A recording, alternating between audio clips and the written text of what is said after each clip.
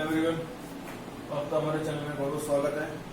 बच्चों आज हमने अपना स्टडी ना 2 की तो कर ली, उसके मतलब इंट्रो मैंने बता दिया आपको 3.1 का ग्राफ से भी, और हमने वो तो वीडियो कर डाली थी आपके पास table 3.4 related to consistent, inconsistent, infinitely very solution, unique solution and no solution, जो भी आपको उसमें टॉपिक था, इंटरसेक्टिंग लाइंस, ग्राफिकल कॉन्सेप्ट क्या था, और वो आपने कर भी लिए होंगे। तो बच्चों देखो बच्चों, मैंने आपको इंट्रो दिया था सब्स्टिट्यूशन में। आज मैं बच्चों कुछ क्वेश्चंस कराऊंगा रिलेटेड टू स्टेटमेंट्स, कि स्टेटमेंट्स बनाने और उनको सोल्व करने में कैसे आपको अटेम्प्ट करना है। देखो बच्चों, मैं अभी आपका क्वेश्चन नंबर 2 लेकर चल रहा हूँ आज।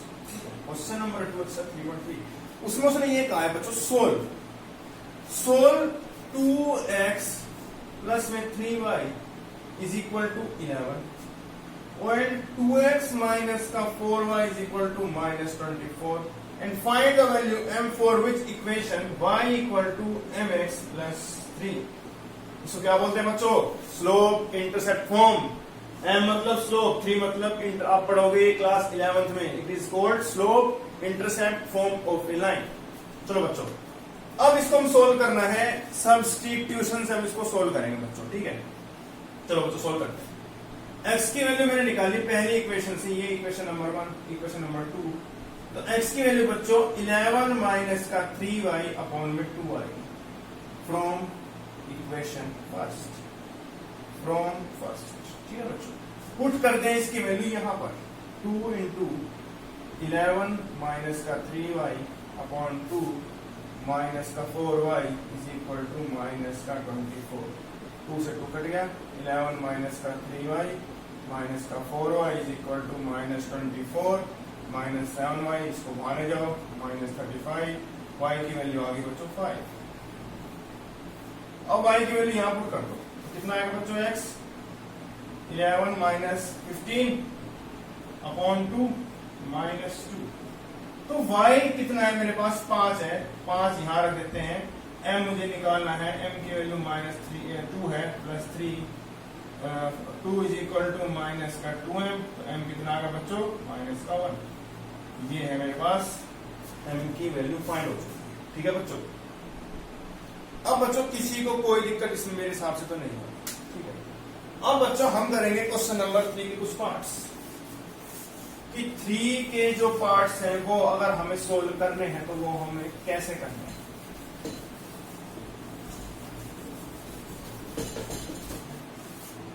ठीक है बच्चों, हम 3 के पार्ट सोल्व करेंगे। देखो बच्चों, from the pair of linear equations for the following problems and find the solution bye substitution method.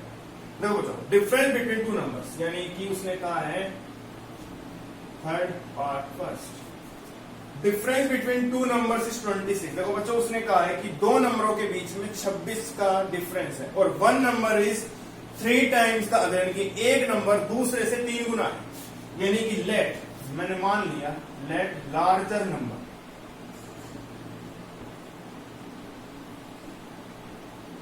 Is x, smaller number is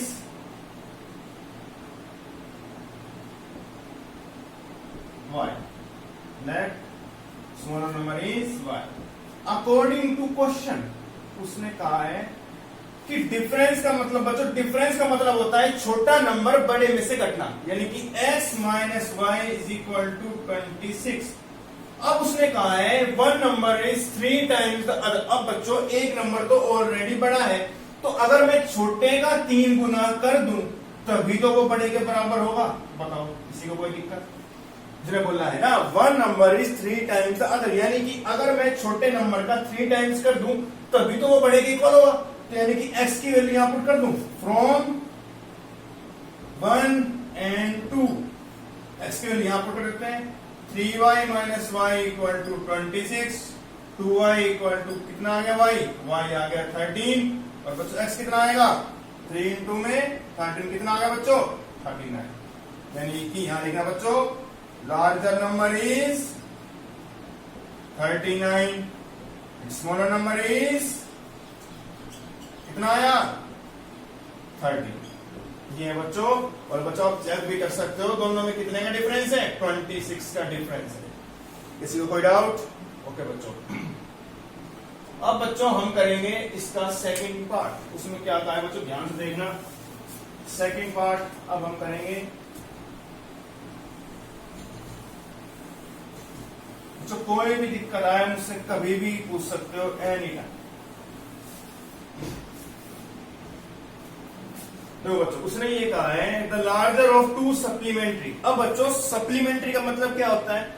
supplementary का मतलब होता है बच्चों the sum of two angles is 180 degree and complementary का the sum of two angles is 90 degree. याद रखना, supplementary का मतलब होता है दो एंगल का सम 180 के बराबर। तो बच्चों उसने बोला है लार्जर ऑफ टू सप्लीमेंट्री। तो सेकंड पार्ट है लेट लार्जर एंगल इज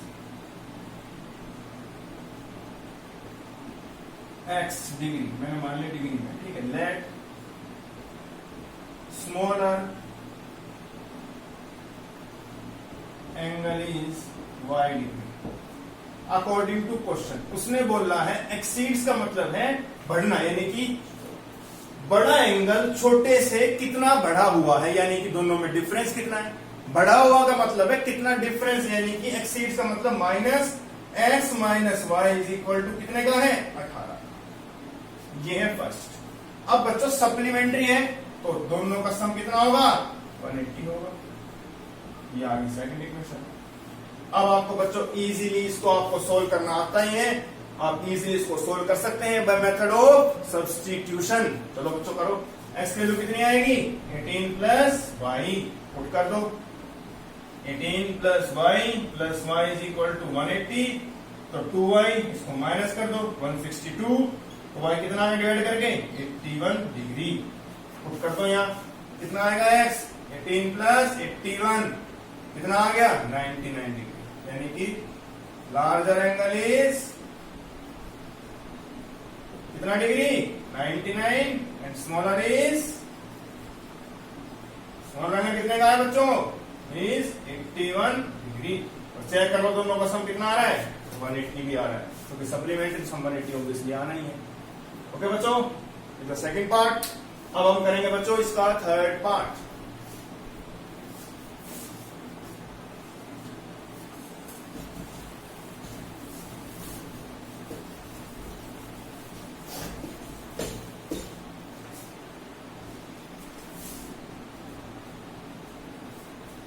देखो बच्चों उसमें उसने क्या कहा है, the coach of a cricket team buy 7 bats and 6 balls let cost of each bet is rupees x and let cost of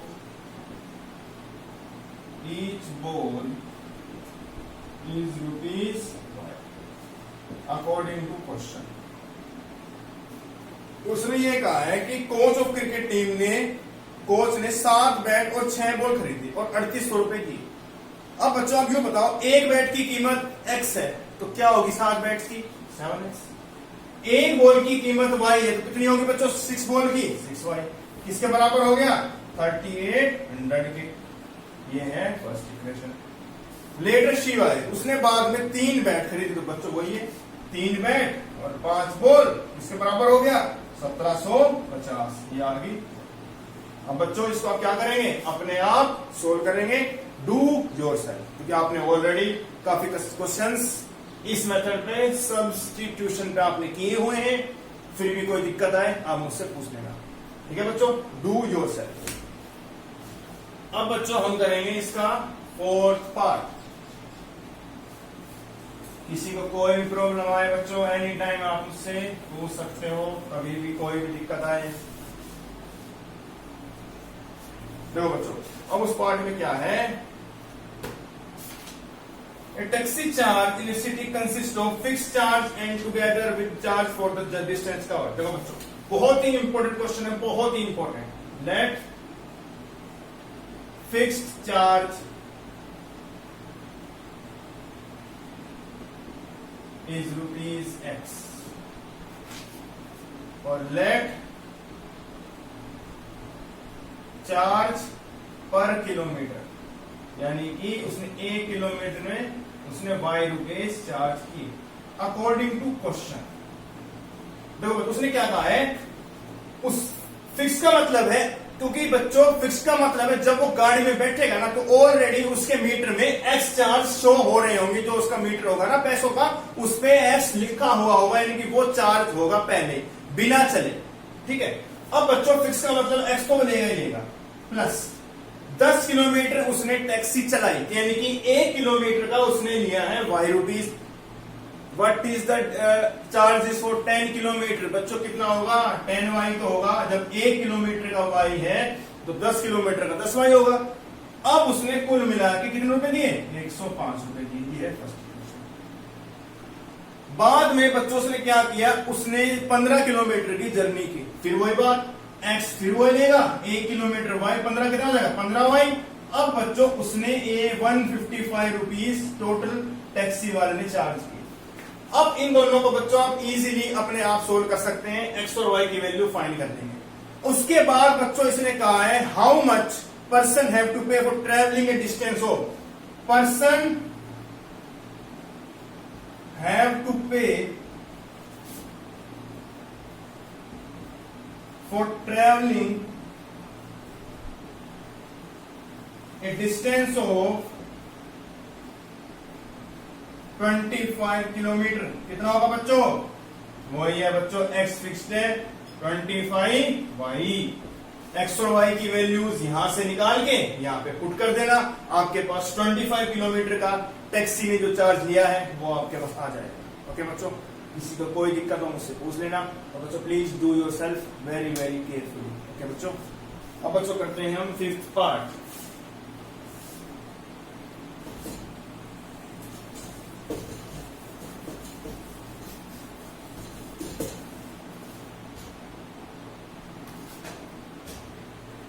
उसमें बच्चों उसने क्या कहा है, फ्रैक्शन। देखो बच्चों फ्रैक्शन जहां भी आए ना, फ्रैक्शन उसमें आ चुका है। अब उसने फ्रैक्शन उसमें मानना लेट, फ्रैक्शन जहां भी आए आपको ऑलवेज क्वेश्चन इसी तरह स्टार्ट करना है। ठीक है, numerator is x, let denominator is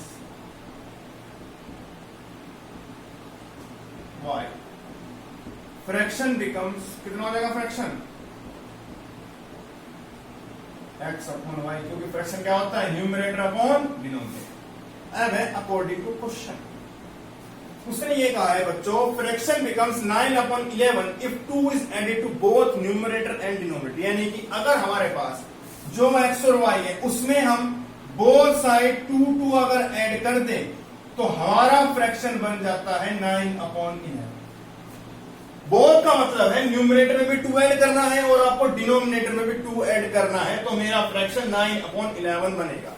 चलो बच्चों करो क्रॉस मल्टीप्लाई, 11x प्लस में 22 9y 18, 11x minus 9y is equal to minus का 4। ये है फर्स्ट इक्वेशन।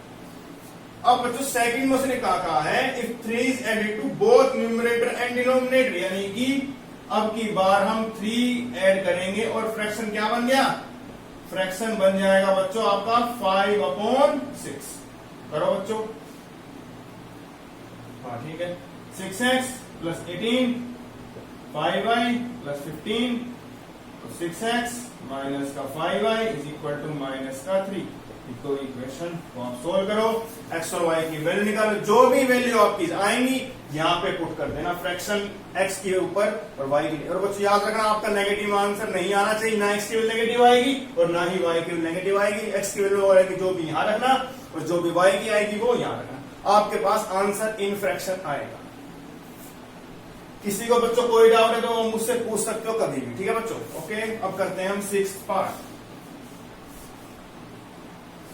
बच्चों ध्यान से समझा करो क्वेश्चन और वीडियो को पॉज करके नोट कर लिया करो, ठीक है, ताकि आपको दिक्कत ना आए समझने में, ठीक है बच्चों। उसमें क्या कहा है, अब देखो बच्चों बहुत ही इंपॉर्टेंट क्वेश्चन है, बहुत very very important. 5 years hence, hence का मतलब होता है 5 साल के बाद, द एज ऑफ जैकब, बच्चों जैकब एंड हिज सन, तो let present age of Jacob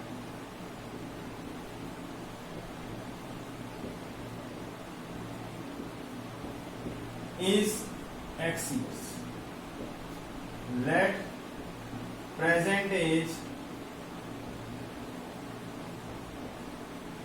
of his son is y years according to question. उसने ये कहा है जैकब ने कि 5 साल के बाद एज ऑफ जैकब यानी कि जैकब की एज अपने लड़के से 3 गुना बड़ी हो जाएगी। अब बच्चों एक तरफ तो जैकब है, एक तरफ उसका सन है। 5 साल के बाद यानी कि प्लस जैकब कह रहा है कि 5 साल के बाद मेरी एज तेरी एज से 3 गुना बड़ी हो जाएगी, यानी कि ऑलरेडी पता है जैकब बड़ा है, सन छोटा है। हमें अगर सन की मल्टीप्लाई में 3 से कर दूं तो दोनों की एज बच्चों इक्वल नहीं हो जाएगी, बिल्कुल हो जाएगी। x plus 5 is equal to 3y plus 15, तो x minus का 3y is equal to 10। ये आगे बच्चों फर्स्ट इक्वेशन। उसने कहा है 5 years ago, एगो का मतलब होता है बच्चों दोनों तरफ माइनस कर दो। 5 years ago जैकब से यानी कि जैकब की एज 5 साल पहले अपने लड़के से 7 गुना ज्यादा थी, तो जैकब तो बड़ा था ही, अगर हम बच्चों को 7 गुना कर दें उसके बच्चे को एज इक्वल हो जाएगी। तो 7y माइनस 35 x माइनस का 7y is equal to minus का 30। ये आ गई सेकंड इक्वेशन। और बच्चों आपको आगे पता ही है कि सोल्व कैसे करना है। किसी को कोई भी दिक्कत आए आप मुझसे पूछ सकते हो, डू योरसेल्फ। और बच्चों it is very very important exercise, statement questions बहुत ही इंपॉर्टेंट होते हैं आप बच्चों के लिए, ठीक है बच्चों। किसी को कोई भी दिक्कत आए आप मुझसे कभी भी एनी टाइम पूछ सकते हो। और बच्चों please do regular practice and please support our channel. किसी को कोई भी डाउट लगे मुझसे पूछ सकते हो कभी भी any time. Thank you so much students.